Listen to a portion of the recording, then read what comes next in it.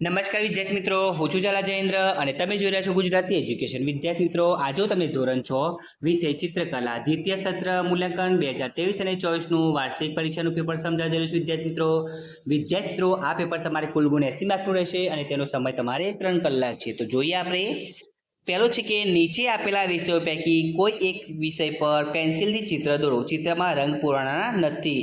વિદ્યાર્થી મિત્રો, આ પ્રશ્ન એક તમારે 30 માર્કનો રહેશે. તો કયા કયા છે પ્રશ્નો? પહેલો છે અક્ષરલેખન, જય હિન્દ. બીજું કેલિગ્રાફી રેખાંકન, 6x12 સેમીના લંબચોરસમાં મોર અને 8x12 સેમીના લંબચોરસમાં વૃક્ષનો આકાર લઈ અનુક્રમે બે જુદા જુદા કેલિગ્રાફી રેખાંકન કરો. ત્રીજો છે વસ્તુ ચિત્ર એટલે કે પદાર્થ ચિત્ર, ડબ્બો, માટલી તથા વોટર બેગ જેવા સાધનોનું પદાર્થ ચિત્ર દોરો. તેમાં પેન્સિલથી છાયાપ્રકાશ દર્શાવો. તો વિદ્યાર્થીઓ, પ્રશ્ન એક તમારે 30 માર્કનો પૂછાતો હોય છે. હવે બીજો પ્રશ્ન જોઈએ આપણે.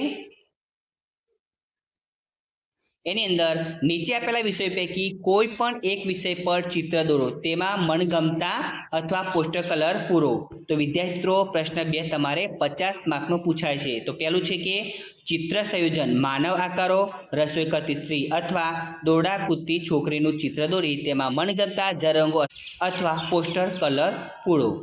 અથવા એના ફાવતો હોય તો ચિત્ર સંયોજન એટલે કે સર્જનાત્મક 16x12 સેમીના લંબચોરસમાં હાથી, સૂર્ય, વૃક્ષ, માછલી અને તળાવ જેવા આકારો વડે સર્જનાત્મક ચિત્ર સંયોજન દોરો. તેમાં મનગમતા રંગો અથવા પોસ્ટર કલર પૂરો.